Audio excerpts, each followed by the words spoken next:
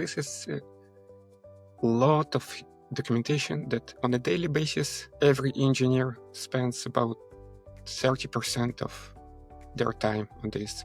And at the end, after this about 1 hour of second audit, user get a high-level summary where this is, we investigated 10 topics. This is how many deficiencies we found. Welcome to The Growth Switch, the podcast where we explore the strategies, struggles, and breakthroughs of bold business leaders. I'm your host, Jules Fox, growth strategist and lead content creator at Arties Media. I'm here to uncover how today's top brands are scaling, overcoming challenges, and unlocking sustainable success. Now, for those of you just tuning in, Arties Media helps grow successful brands with comprehensive, hands-on support for business development, sales, performance marketing. Go ahead and drop growth into the comments if you want to learn how to do that. Now, today we have a very special guest on the Growth Switch podcast. We have Roma Schusterman. He is a medtech innovator and AI entrepreneur who's turning regulatory bottlenecks into breakthroughs by helping device manufacturers to accelerate FDA compliance through his AI-powered startup, TytoNyx. Roma, welcome to the podcast. Thank you, Jules. Yeah. I'm happy to participate. Yeah, thank you. Pleasure to have you here. All right. So regulatory stuff is everybody's favorite subject. You spent years developing the FDA cleared devices. So what sort of pain points in that journey pushed you to found TytoNyx? So I spent about 7 to 8 years developing medical devices, and I experiencing these pain points from the engineering perspective. Mm-hmm. Every requirement should be well documented. It should be well tested.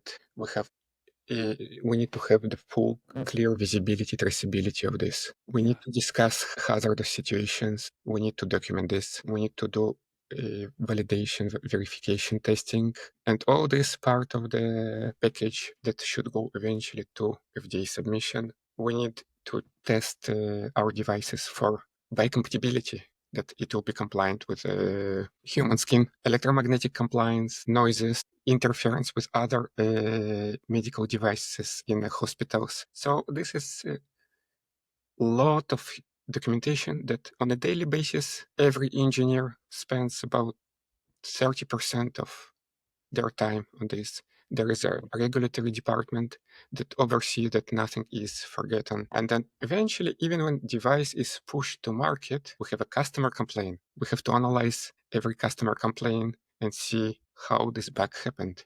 Is it coming from design? Is it coming from production? Or maybe some technician forgot to be trained on a new updated version of production work instruction. Mm-hmm. So all this documentation, all these traceability traces, it should be well aligned, and companies on average spend 30% of their resources on adhering to this compliance. Mm-hmm. And that's where about a year and a half ago, parents of AI and specifically large language models, we realized that this is a perfect opportunity. AI can oversee and manage this compliance. Instead of us as an engineering team assembling documentation correctly in a proper format for FDA submission, and then reviewing these 2,000 pages of submission, whether it's correct, nothing is forgotten. Now we can ask AI and it will provide us feedback within 40, 60 minutes.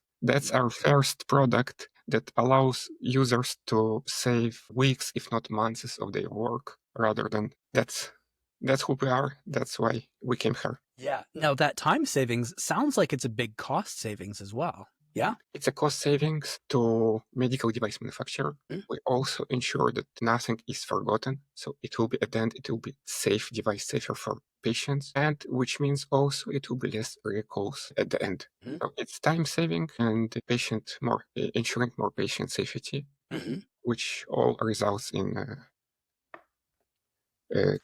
savings. Right. And with medical devices as well, it could be life-saving as well. I mean, I don't need to take it to the extreme, but you could be saving human lives eventually depending on the device. Yeah. Right. I had personally encountered my mom. She had a hip replacement about 12, 13 years ago. The hip itself was joined from Johnson & Johnson. And this is one of the famous failures that they pushed to market, not completely tested product. Mm-hmm. They convinced FDA that they don't bring novel device. They introduce a novel technology, but they convince FDA that this is not a novel technology, it's just a replication of previous technology. FDA agreed to this, and then about 10,000 people got these replacements. And then eventually there was in this joint, hip joints or knee joints, there was a heavy metal deposition into blood. Oh, So no. that's where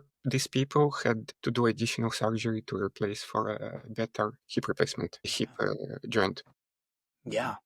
So this is also indeed potential, not maybe not a life saving, but this is significant savings that this Johnson and Johnson failure. It's impacted about 10,000 people that had to undergo additional surgery. Yeah. So we could Second, say there was a brand damage. quality of life saving, right? Quality of life saving for Yeah. the patients, Yeah. brand damage to Johnson and Johnson. I even don't know how much they spent on these lawsuits and how much the stock fell down. Yeah. And so, I mean, that leads to a good question because, what you have developed here is something that saves time, saves money, saves quality of life for people. If a company isn't paying attention to, regulations, if they're not documenting things well, what's the worst that could happen when they're trying to come out with a new product? So the good, it really depends on the device itself. Because if it's device something that's sold over the counter, there is no much damage to patients can be. If we're talking about life supporting devices, we're in a completely different category. So assuming that failures in middle devices, FDA may do their job and caught these errors and come back asking to do more validation, more testing, and convincing that devices was produced correctly. If FDA, they're also human, they also miss things. So then the device is pushed to market. And again, if this is the case, like was this with Johnson and Johnson, there was a big amount of recalls. But if we're not talking about even life-sustaining device, but general devices, all failure, all customer complaint, it's again additional time waste for companies. So tell me about the Tyto Chat feature. What does that do? And how does it compare to the traditional audit process that companies usually go through before FDA submissions? So Tyto Chat, it was our very first product. We introduced that company and people can come and get immediate feedback from like a virtual regulatory consultant. So there are OpenAI, Anthropics, and many other large language models that provide answers right now, but they experiencing these hallucinations and they were trained on multiple blogs and not always the information is correct. When the general large language model provides answer, it's not necessarily correct. That's where we come here and we ensured we have a database where the AI is analyzing this database and answering based on the only content that within this database. Even if we don't have full database, when AI doesn't have some information, it won't invent new information like ChatGPT, for example, can do. But it will clearly state that it doesn't know. So this was our first marketing feature that just a free feature that to drive a little bit traction of customer and consultants. Yeah. But recently we came out with this audit. This is a separate feature where companies can upload their documentation that they think it's ready for submission. And this is hundreds of documents. So we analyze them, we provide them a report within 1 hour what is not consistent.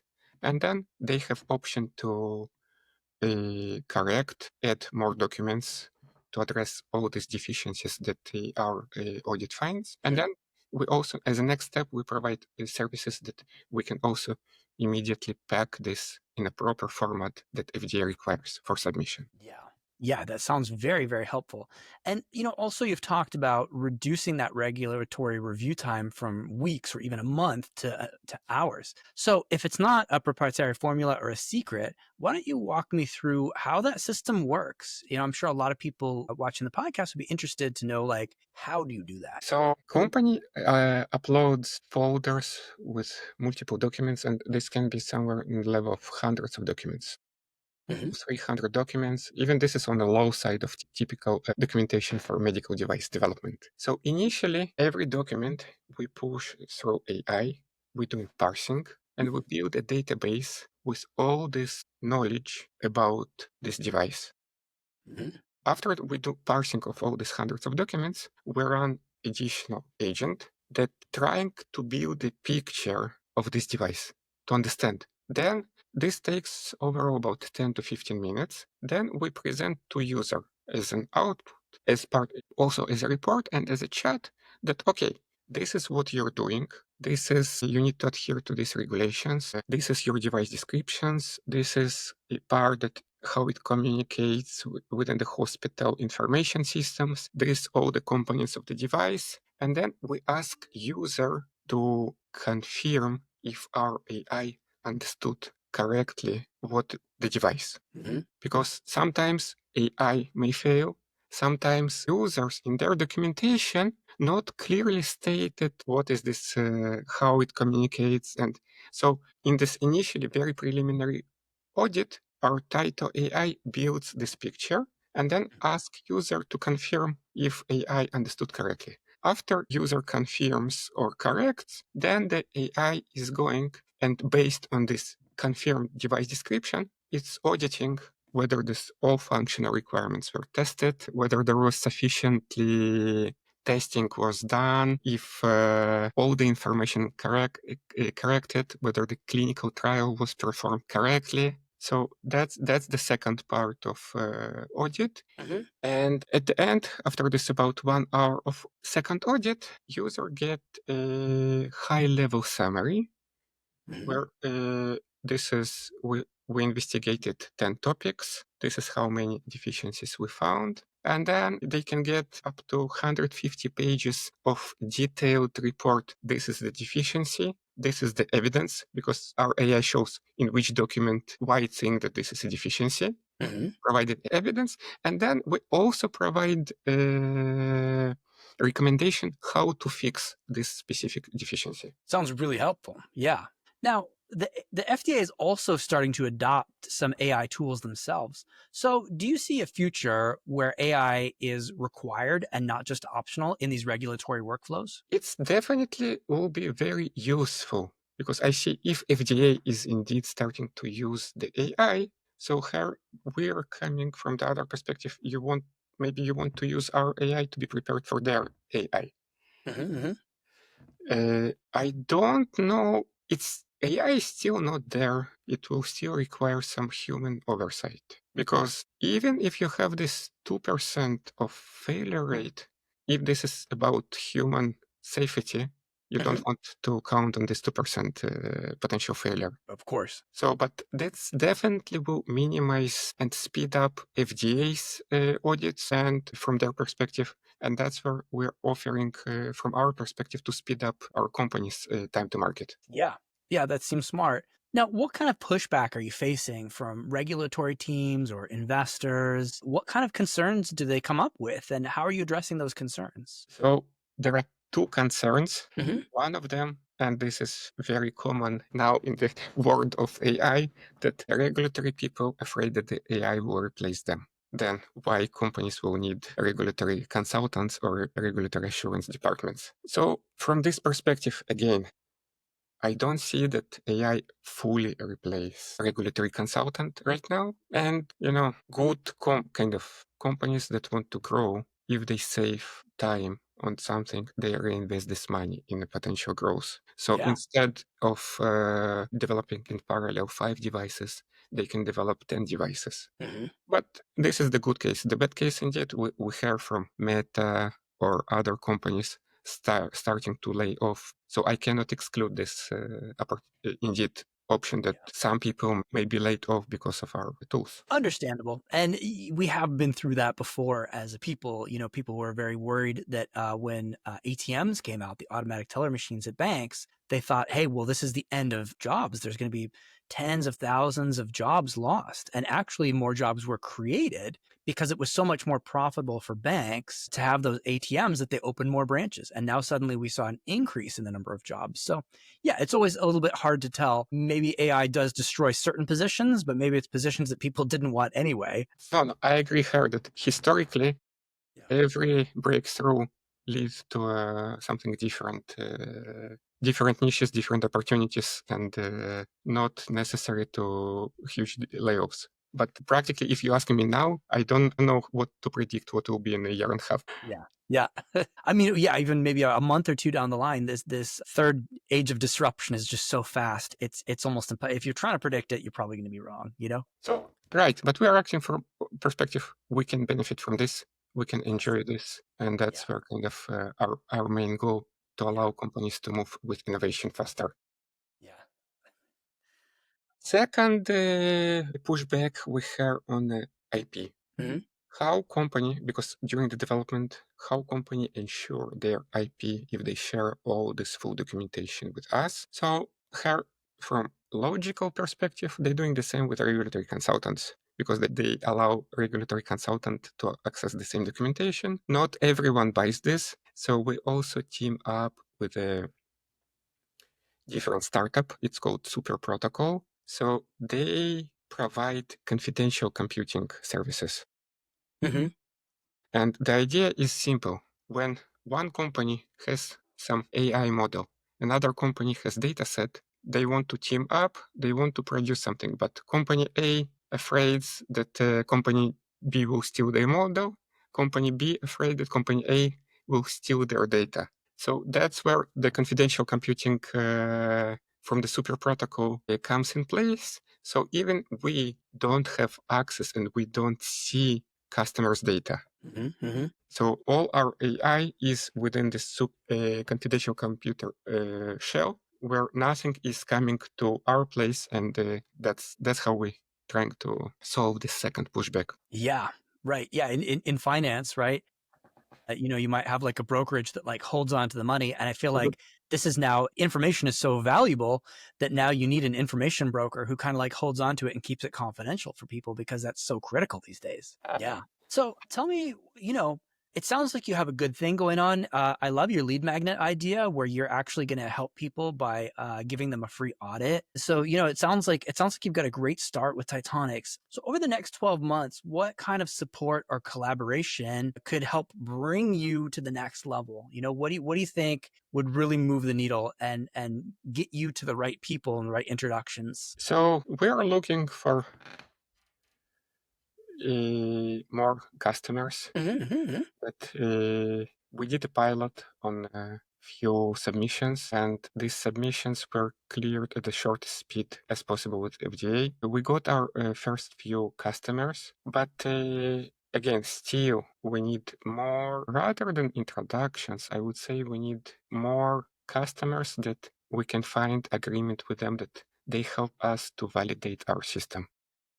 There are many potential devices that can be cleared through FDA. Is it MRI machine? Is it a dental chair or some software as a...